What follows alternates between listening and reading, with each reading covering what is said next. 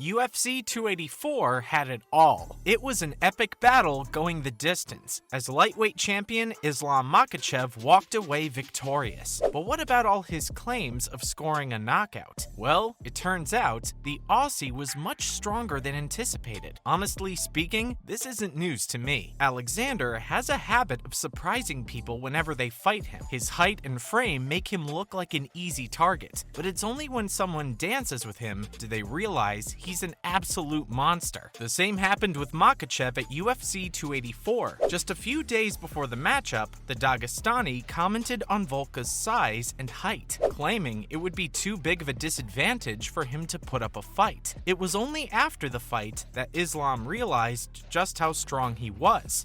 I have my plan in my head and I don't think about other.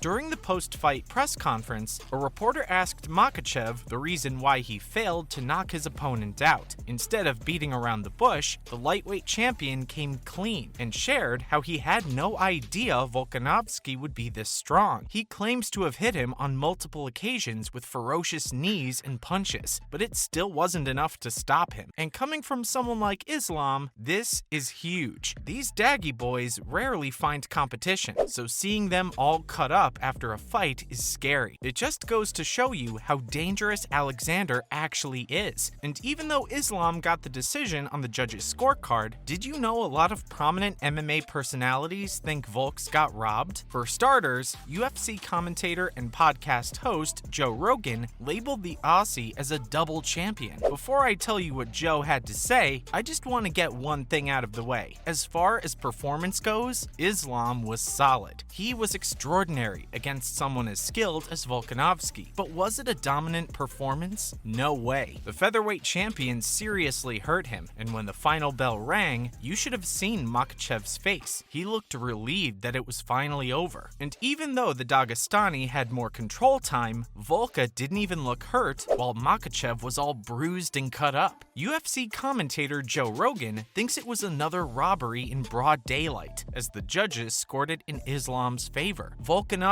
is double champ, 100%. It was funny to see him break character. That's what I mean. As he said before, he plays his characters and starts running behind people and all that, and it's just all a front. To be fair, it makes sense why Joe is feeling so strongly about this one. It wasn't even close or controversial. Volk put on a show. He blasted Islam and did way more damage. Every time Islam tried to pin him on the ground, the Aussie easily negated the threat and got right back up, stepping directly into the line of fire. And I don't know about you, but even though Islam won the fight, Alexander was clearly the #1 pound-for-pound fighter that night. Plus, the change in their attitudes show exactly what happened. Makhachev was clearly humbled, and Alexander, well, he claims he could squash him if they ever fought again. To be fair, he said that would be the case if Islam ever dropped down to featherweight, but even at lightweight, the Great didn't really understand the hype. He recalls walking to his corner and telling them how Islam isn't strong at all. All those tales he's heard about the dominant Dagestani wrestling, Makhachev doesn't have it. Or he might have it, but it doesn't seem to work on Volks. Believe it or not, the Aussie was actually smiling when Islam tried to put him into a lock. So the change in their attitudes is an indication itself as to what really happened. On one hand, you have the lightweight champion talking about how his opponent was much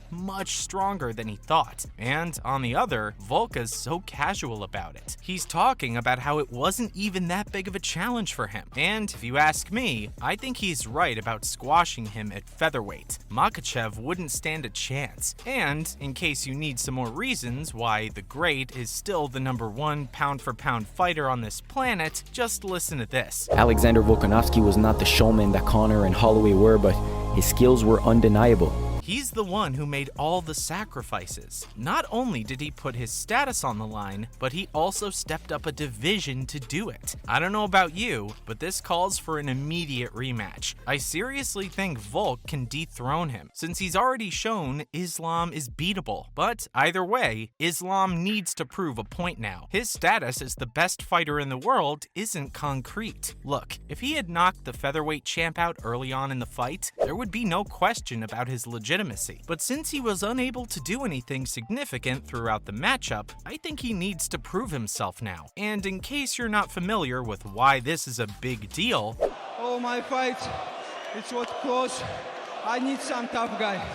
Tough fight. Makhachev has said on multiple occasions that he has nothing to prove to anyone. Well, sorry to say, but he does now, because the fight world is clearly divided. And while the Dagestani has already shut this down, the Great claims he had already told his corner about wanting a rematch before the result was announced. Either way, he wants to fight again regardless, because it's exactly what Volk said. He needs to prove himself now. His image of being this dangerous, unbeatable fighter is under question now. Or look at it this way, the fact that Islam himself is talking about being blown away is the reason alone why the rematch needs to happen. And lucky for Volks, he's finally connected with a larger fan base. Despite his crazy achievements, it's sad to see how Volka has failed to connect with the UFC fan base. I mean, the fans know him, but they don't exactly understand just how great he is. But this moment, UFC 284, that was it. It's the breakthrough. A star has been born, ladies and gentlemen, and while there's no denying he was at the top before this, he's finally going to get the recognition he deserves now.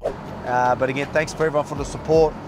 Everyone that turned up there, everyone that tuned in, everyone that bought the pay-per-view. It's one of those matchups when it's actually the loser who wins the fight. Islam has a W on paper, but it's the Aussie who won the night, the crowd, and respect. But what's the UFC's take on this? Are they willing to fix a rematch, or is this pretty much it? Well, I think it'll have to happen somewhere down the line, or else it'll be a blemish on his career. I mean, I'm not comparing them here, but remember Paddy versus Gordon? The Brit won the fight on the cards, but the fight world thinks it was a robbery, and you'd reckon people have forgotten about the fight by now, right? Not really. It's still a blemish on Paddy's record, as fans think it's an illegitimate victory. I'm sure the UFC wouldn't want that for Islam. The featherweight division needs activity now, since there's a new interim champion. Whether Uncle Dana will let Alexander compete at lightweight again is a question mark, but who knows? We might see these two gentlemen clash again by the end of this year, if they're able to keep their belts. But, like I said before, the UFC needs to schedule this fight, or it'll spell trouble for Makhachev. He'll always be that fighter who robbed a potential double champion of lifting 2 belts. He probably doesn't want that to be his legacy when fans recall his reign as the lightweight champion. Anyway, it was an entertaining fight to say the least, as both fighters were blown away,